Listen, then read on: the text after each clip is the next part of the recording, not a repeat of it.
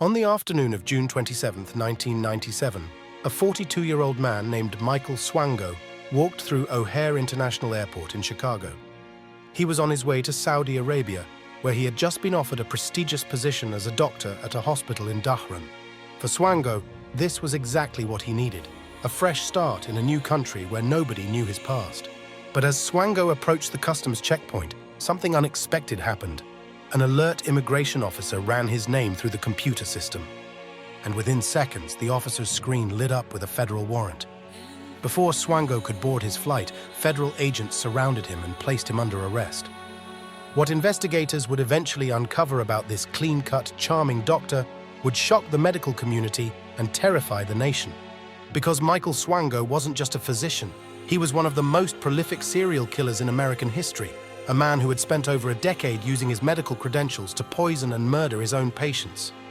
And the FBI believes he may have been responsible for as many as 60 deaths. But how does a serial killer end up with a medical degree? And how did he keep getting hired after people started dying? The answers go all the way back to his childhood. Michael Joseph Swango was born on October 21, 1954, in Tacoma, Washington. He was the middle child of 3 boys born to Muriel and John Virgil Swango. His father was a career United States Army officer who served multiple tours in Vietnam and was even listed in Who's Who in government. By all outward appearances, the Swango family seemed like a model American household. But behind closed doors, things were not so perfect. John Virgil Swango had returned from Vietnam a changed man.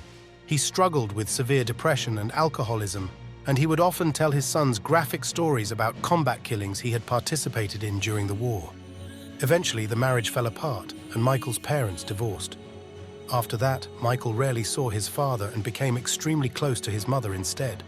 Despite the family turmoil, Michael excelled academically.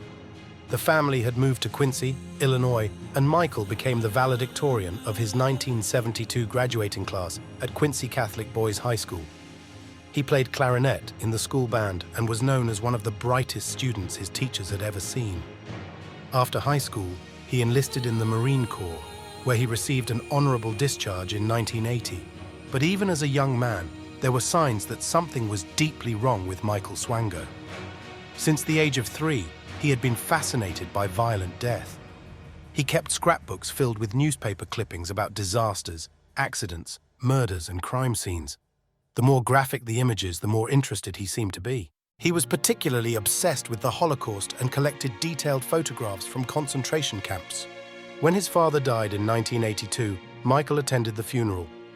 Afterward, his mother gave him something she had found among his father's belongings.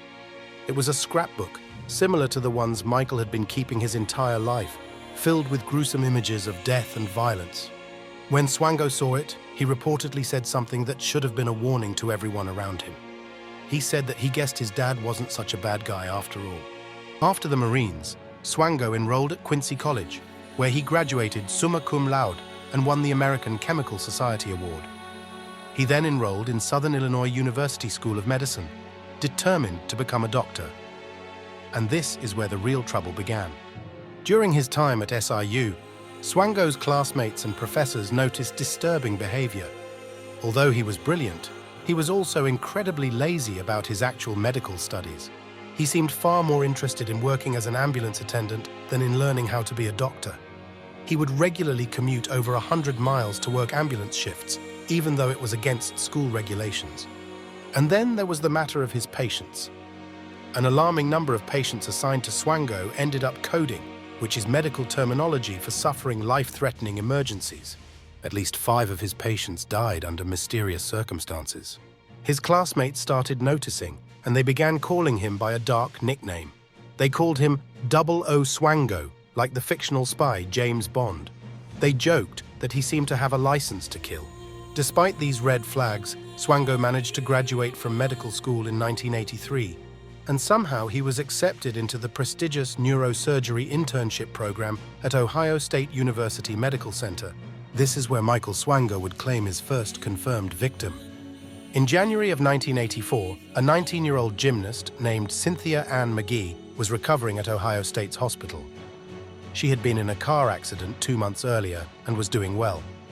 Her doctors expected her to make a full recovery and go home soon. On January 14, 1984, a nurse saw Dr. Michael Swango enter Cynthia's room carrying a syringe. Nobody thought anything of it at first. He was a doctor after all. But shortly after Swango left the room, Cynthia suddenly went into cardiac arrest. Despite the medical team's efforts to save her, she died. At the time, her death was attributed to heart failure. Nobody suspected that Swango had injected her with a lethal dose of potassium, which stopped her heart. It would be 16 years before the truth came out. But Cynthia wasn't the only patient at Ohio State who had a mysterious encounter with Dr. Swango. In February of 1984, a 69-year-old woman named Rena Cooper was recovering from routine back surgery. She was doing well and expected to be discharged soon. One day, Swango entered her room. Nobody knew why he was there. He wasn't her assigned doctor. He walked over to her IV line and injected something into it. Within moments, Rena began having violent seizures. She stopped breathing and her heart stopped. The medical team managed to revive her, but she was left permanently paralyzed from the incident. Rena was alert enough to tell the hospital staff exactly what had happened. She told them that a young doctor had come into her room and injected something into her IV right before she collapsed. But when hospital administrators investigated, they didn't believe her. They assumed she was confused or mistaken. After all, why would a doctor try to harm his own patient? The nurses on the ward, however, had their suspicions. They had noticed a disturbing pattern. Whenever Swango was on duty, patients who had been doing perfectly fine would suddenly take a turn for the worse. Some of them died. The nurses reported their concerns to administrators, but they were largely ignored. The doctors and hospital leaders were reluctant to believe that one of their own could be capable of such things. By June of 1984, Ohio State had had enough of Swango, but not because they believed he was harming patients. They simply thought his work was sloppy and unprofessional. They denied his request for a residency and quietly pushed him out of the program. Incredibly, Ohio State still recommended him for medical licensure. They just wanted him gone, and they wanted to avoid any scandal. So Michael Swango packed up and returned to his hometown of Quincy, Illinois, and it was there that he would finally get caught, though not for murder. In July of 1984, Swango got a job as an emergency medical technician with the Adams County Ambulance Corps. His new co-workers found him strange from the start. He would cheer at television reports about murders and disasters. He openly expressed admiration for serial killers. He once told a co-worker that he fantasized about a busload of children being impaled by a tanker truck, and then the co-workers started getting sick. It happened gradually at first. Someone would drink coffee that Swango had made, and within hours they'd be doubled over with nausea, vomiting, and intense stomach cramps. Then it would happen again and again. 5-6 different paramedics got violently ill after consuming food or drinks that Swango had prepared or handled. One day, Swango brought a box of donuts to work. 5 of his co-workers who ate the donuts became violently sick almost immediately. The paramedics were suspicious. They decided to set a trap. They left a pitcher of unsweetened iced tea in the break room and kept watch. Sure enough, when Swango thought no one was looking, he was seen near the pitcher. When the paramedics tested the tea later, it came back positive for arsenic. They searched Swango's gym bag and found 2 bottles of ant poison, which contains arsenic. One bottle was full, the other was empty. Police obtained a search warrant for Swango's apartment. What they found inside was like something out of a horror movie. There were dozens of bottles filled with various poisons and chemicals. There were books about poisons and how to use them. There were handwritten recipe cards for making deadly substances like ricin, botulism, and supersaturated cyanide solutions. There was an arsenal of weapons, including a shotgun and a Magnum revolver. And of course, there were his scrapbooks, now bulging with photographs of disasters and death. On October 26, 1984, Michael Swango was arrested and charged with 6 counts of aggravated battery for poisoning his co-workers. None of them had died, but all of them had been seriously ill. During his trial, prosecutors argued that Swango was fascinated with death and derived pleasure from watching others suffer. One co-worker testified that Swango had once told him he felt his life had an evil purpose. On August 23, 1985, Swango was convicted on 6 counts of aggravated battery. The judge, Dennis Cashman, told Swango that he had clearly performed evil deeds and sentenced him to 5 years in prison. Now, you would think that being convicted of poisoning 6 people would end any chance Swango had of ever practicing medicine again. You would think that his medical license would be permanently revoked and he would be barred from ever working in healthcare. And technically, that's exactly what happened.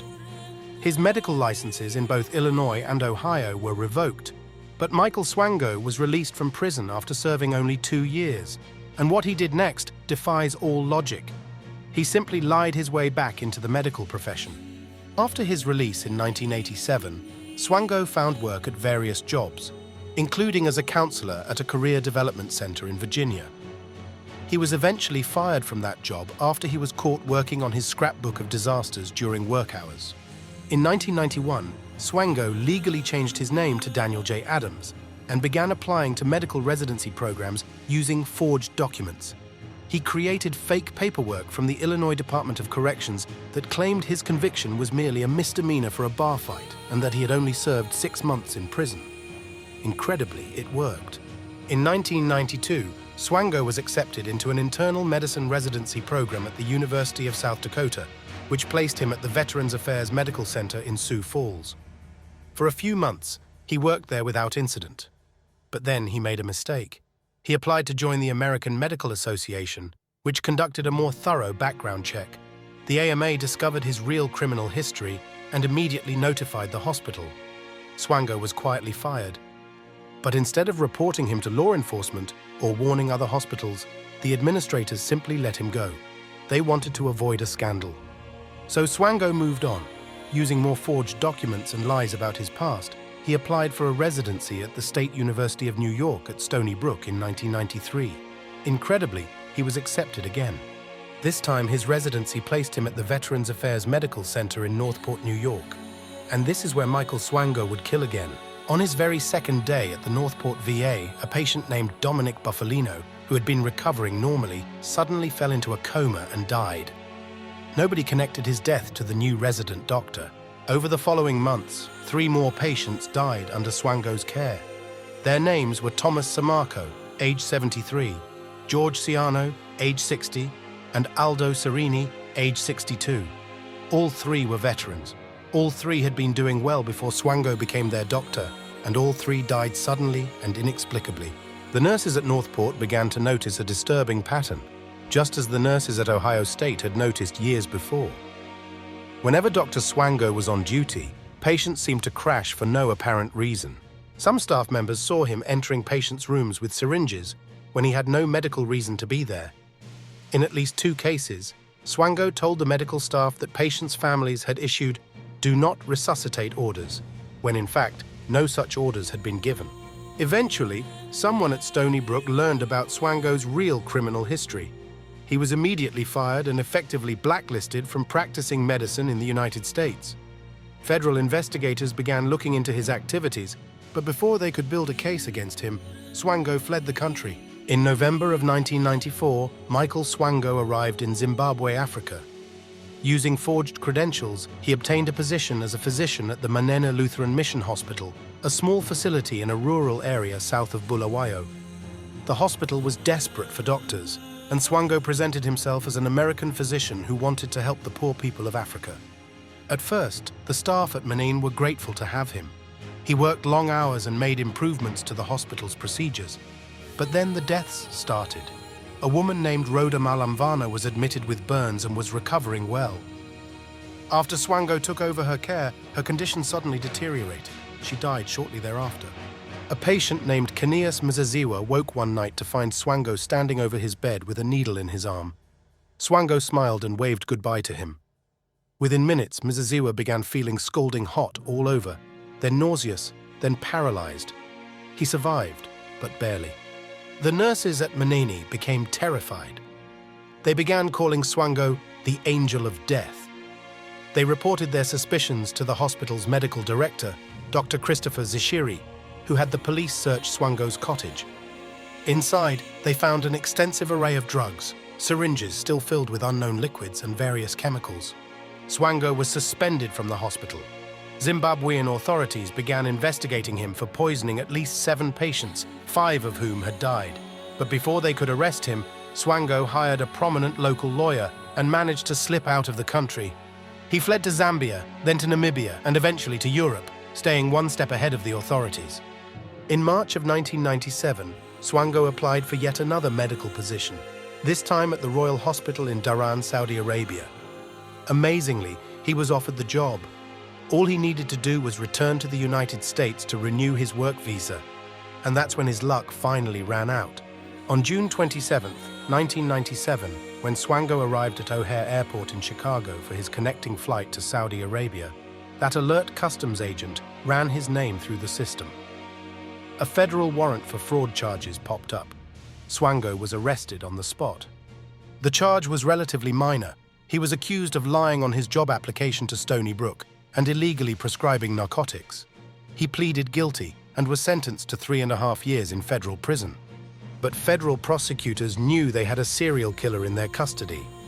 They knew they had limited time to build a murder case before Swango would be released. For the next 3 years, FBI agents, VA investigators and prosecutors worked frantically to gather evidence.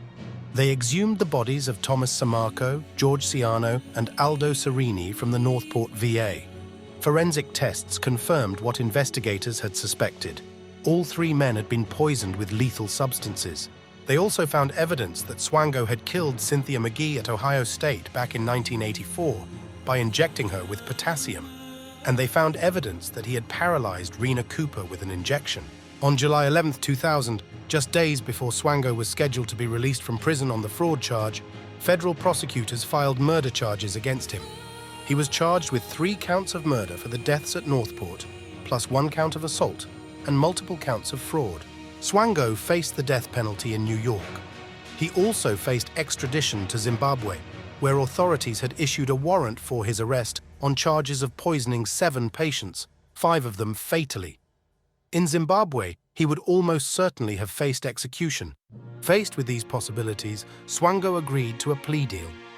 On September 6, 2000, he stood before Judge Jacob Mishler in federal court and pleaded guilty to 3 counts of murder.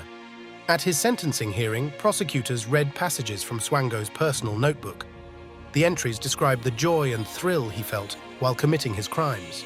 These weren't the writings of someone who killed accidentally or out of misguided medical judgment. They were the writings of someone who killed for pleasure. Judge Mishler sentenced Michael Swango to 3 consecutive life terms without the possibility of parole. The following month, Swango was transported to Ohio to face charges in the death of Cynthia McGee. He pleaded guilty to aggravated murder and received an additional life sentence. Today, Michael Swango is incarcerated at ADX Florence, the federal supermax prison in Colorado known as the Alcatraz of the Rockies. He is serving his sentence there at his own request, after being stabbed by another inmate at a previous facility. Although Swango was only convicted of 4 murders, the FBI believes he may have killed as many as 60 people over his nearly 15-year career in medicine. If that estimate is accurate, it would make him one of the most prolific serial killers in American history. But perhaps the most disturbing aspect of this case isn't how many people Michael Swango killed, it's how easily he could have been stopped. At every turn, there were warning signs. At every hospital, there were suspicious deaths and concerned nurses. But time and time again, the medical establishment failed to act. They were more concerned about protecting their reputations than protecting their patients. Pulitzer Prize-winning journalist James B. Stewart, who wrote a book about the case called Blind Eye, concluded that the Swango case reveals a terrifying truth about the medical profession. He wrote that the medical establishment will blindly trust the word of a fellow doctor over the word of other witnesses, and that the profession cannot adequately police itself. In the wake of the Swango case, the Federation of State Medical Boards announced proposals to tighten oversight of physicians. New rules require better background checks and more thorough verification of credentials. But for the families of Swango's victims, those reforms came far too late. Michael Swango is now 70 years old. He will spend the rest of his life in prison, never again able to harm another patient. But the question that haunts investigators to this day is how many people he actually killed. 60 is just an estimate. The true number may never be known. What do you think about this case? Let me know in the comments below. And remember, we have a whole playlist of true crime episodes ready for you to binge right now. So click here and give them a watch. All right, until next time, see you.